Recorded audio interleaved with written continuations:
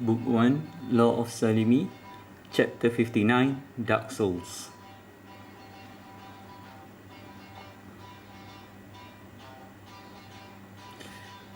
The title of this chapter is not referring the game with the same name from Soft Company, which entails a great and difficult gameplay mechanics that I truly enjoyed playing. This chapter will focus in my dark times in my life before I reached the age of 17 years old in my life journey. I was not born as I am today.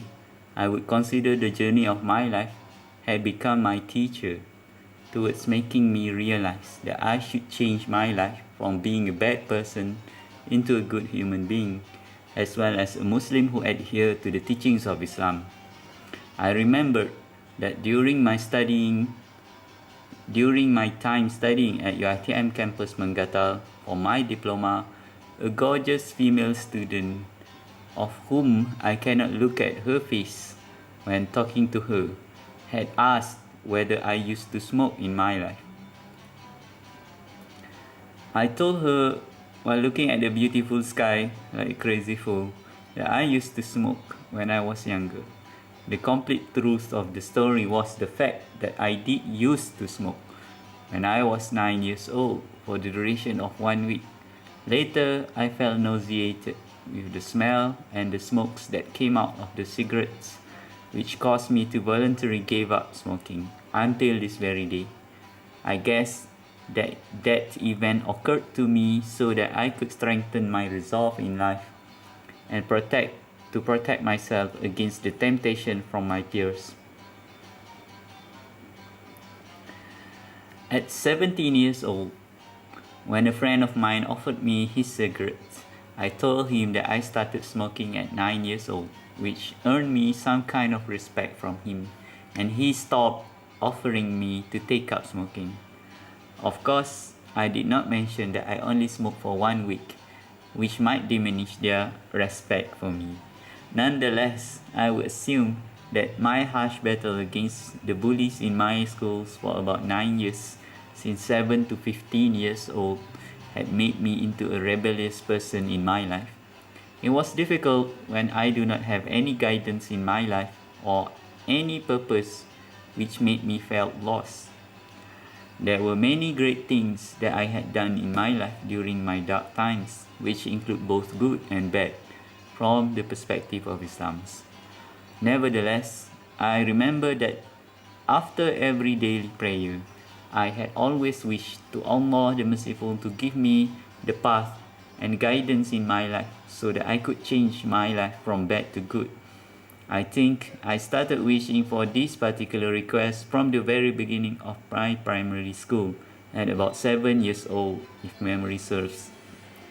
I guess that I had always possessed a hidden ability that until this very moment in my life had never managed to gain any form of control over it.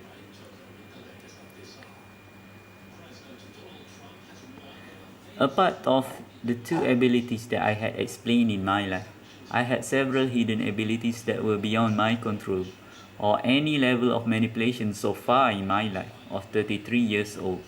The best example of this particular ability could be observed in one of my uncle who had never missed a single prayer at the mosque, in jama'ah or in congregation, in a single day of his life. As a result, anything that he wished and prayed for to Allah the Merciful would be fulfilled with the will of Allah the Almighty. In one case, while he was a young boy, a man came to meet him and asked him to write 4 numbers on a piece of wood using a charcoal. Without any knowledge of the true intent of that person, my uncle, who was a young boy at that time, wrote the numbers as requested. On the next day, the man came back and gave my uncle Rm10 ringgit, which was worth a lot of money at that time, for giving him the winning number for a lottery, which was clearly prohibited in Islam. After the knowledge of the event was known by his father, he was not allowed to participate in anything of such practice ever again because it is against the teachings of Islam. In effect, I wish to highlight that the fact that my uncle had a great gift with the will of Allah the All-Knowing, where every wish and prayer that he made to Allah the Almighty would come true. Therefore, many people always came to see him and asked him to pray for numerous things that would come true with the will of Allah the Almighty. In my case, I seem to have had the very same ability, albeit at a very minuscule level, considering I don't really pray at the mosque when I was young and stupid time of my life. As a result, I could make my wish come true, but at a later duration of time, instead of as prompt as my uncle's ability given by Allah the Almighty. I could remember from the youngest age of my life that eventually every single wish that I had made in my life would eventually come true, provided I am truly honest and sincere about it. Obviously, I had never wished to gain special abilities such as flying or superhuman strength, which might possibly make my life much more adventurous if it does come true. Nonetheless, I prayed and wished to Allah the Merciful to be allowed for something in my life to happen so that I could finally make the change in my heart from being a bad person into becoming a good human being and a great Muslim that follows the teachings of Islam. I remembered that I had repeated this wish every time after my daily prayer or salat, possibly from 7 years old where I was being bullied at school. I specifically wished that any sign that might come from Allah the Almighty would be intended for me so that I could change my heart into a good Muslim, regardless of the event, as long as it did not permanently injure me or result in my untimely death at my young age in life. You can imagine how weird I was being this 7 years old boy who wished for such things instead of wishing to be popular in school or free myself from being bullied. At the age of 13 years old, which was about 6 years elapsed, as I continued with the prayer, I felt that my wish had come true in my life. At that time, I just finished my Maghrib prayer and was getting ready to go to my tuition with my father's motorcycle, even though I had no license to use it. I had been riding the motorcycle for about a year or so, which meant I had quite an experience with riding motorcycle at that time of my life. I remembered that I wore everything black on my clothes, from the shirt, trousers, and my shoes. Here was the key that ignited the whole event into becoming the turning point in my life. My mother saw me and told me to change because wearing all black colors would invite higher chance for accidents to occur to me. I was furious at that time, so I turned back and walked towards my room. As I saw my mom was out of sight, I decided to show her, in my heart, that she was wrong and wearing black clothes would not result in any form of accidents because I had ample experience riding the motorcycle safely. So, I rushed and rode the motorcycle without changing my clothes as instructed to me, which, when I recreate this memory in my head, would be the biggest mistake ever made. Along the way, I suddenly remembered that I needed to fill up at the petrol station because of the gas tank on the motorcycle was almost empty. As soon as I saw the petrol station at the junction of Taman Melawati town, I made a right turn into the path towards the petrol station. Exactly when that happened, it seemed to me that my second hidden ability was automatically activated, where everything stopped moving. Even the motorcycle seemed to be stopped moving. I remember that I could think about numerous questions and started to look around while wondering what exactly happened at that particular time. Soon, I started to realize that time was slowed, just like the movie of Matrix by the Wachowski brothers. Back Back then, the Matrix movie was not yet released, but I do feel that everything around me was slowed extremely. I could think about a lot of things in my head, yet my physical movement also seemed to be slowed down too. After a while, I realized that something bad was about to happen when I started to see a car that was moving towards me without turning on its headlights. Although I do not remember seeing the flashes of my life since I was just 13 years old and not much has happened in my life at that time, in a sudden I remembered the word death in my mind. I felt that I could just step down from the slow-moving motorcycle and simply walk to safety, but it seemed that I was not in control because even my movements were bound to the slow motion at that time that occurred. When I was looking around me, I started to see that the car was exactly next to me, which was about to hit the motorcycle and essentially crushing my left leg, based on the closest point of impact was my left leg against the metal front of the car.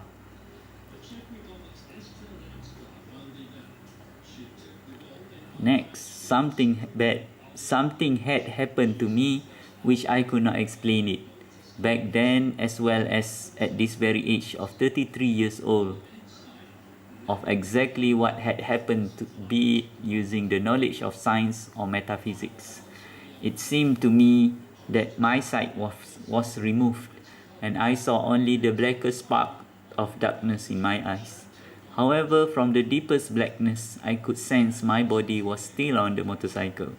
I would appear as if I it would appear as if I was out of my body and floated above my physical body, because I could sense from the darkness that everything which was about to occur to my physical body.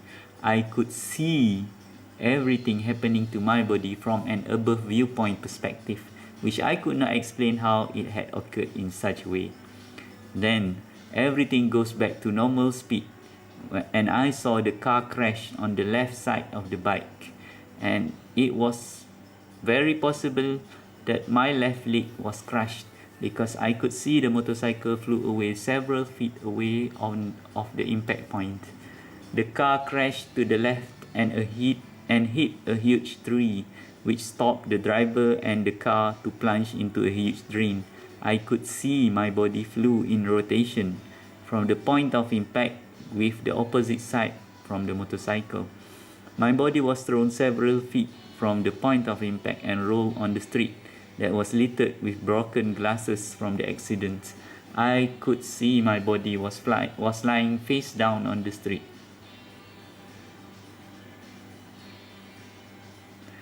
All of a sudden, I felt that I just woke up into my physical body where I had felt no pain or any form of injuries. When I opened my eyes, I could see several centimeters away from my face where were the sharp glasses that could cause severe injuries to me.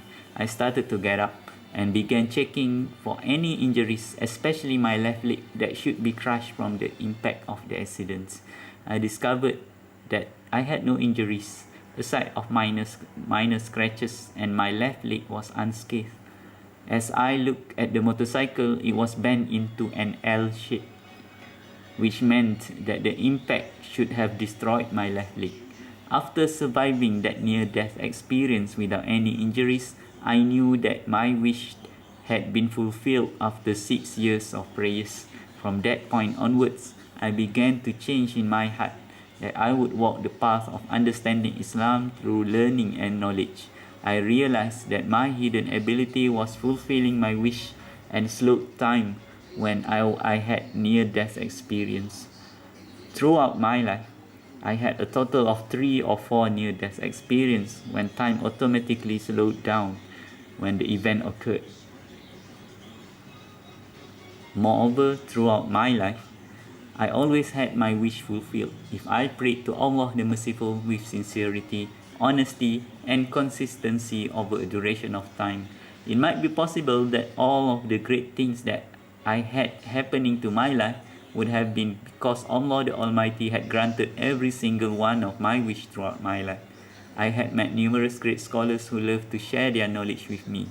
I had fulfilled my dream of teaching students who turned out to be great human beings in their own life story.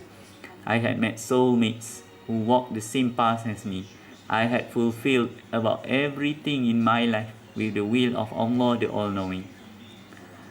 The cursed side of this hidden ability was the fact that I needed to control my speech and my desires because I had received numerous bad events based on my wish that I simply uttered them in my heart. One of them was a motorcycle accident that allowed me to act on certain decisions that I hesitated to perform. Another was the continuous accident to show that I should not be working with the investment company. Recently, I had wished that I could experience the disease that had inflicted my father when he was alive, which currently reside on my right legs. I still hesitated to go to a doctor because I felt it was my own wish that was fulfilled by Allah the Almighty. Very recently, on my birthday, dated August 26, 2014, I wrote in a social network the following: when God fulfills your utmost wish and it costs an arm and a leg for it, don't be sad, be happy. The saying was to signify my realization that Allah the Almighty had fulfilled my wish to gain a vast amount of knowledge during my study for PhD program at the university. The cost of gaining such knowledge, which would be my failure to complete the PhD program, as well as a debt of Rm 120,000 from the scholarship funding for failing to complete my PhD program.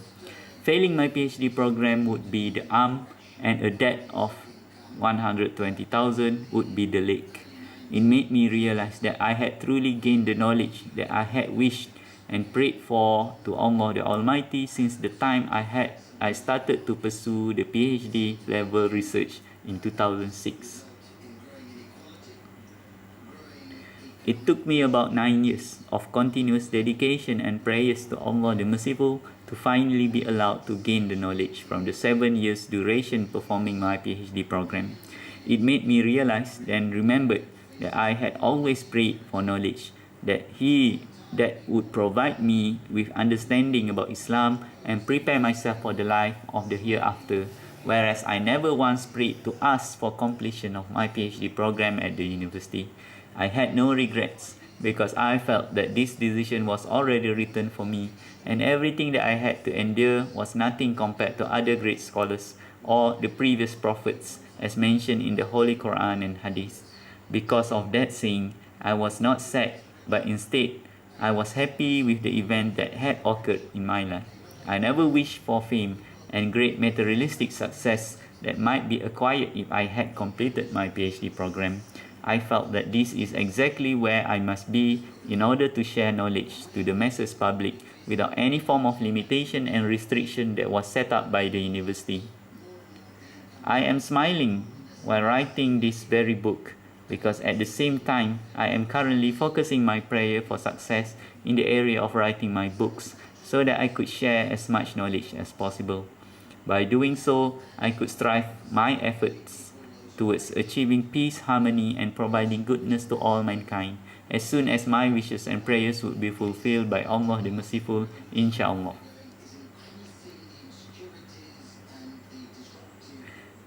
This picture is taken in November 1983.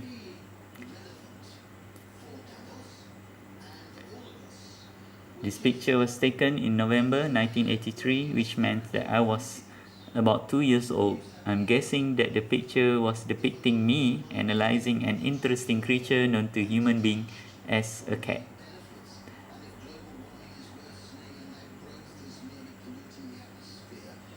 With that, it ends the story, the chapter 59. Thank you very much for listening and hope to see you again in the next one. Thank you for listening and see you in the next video.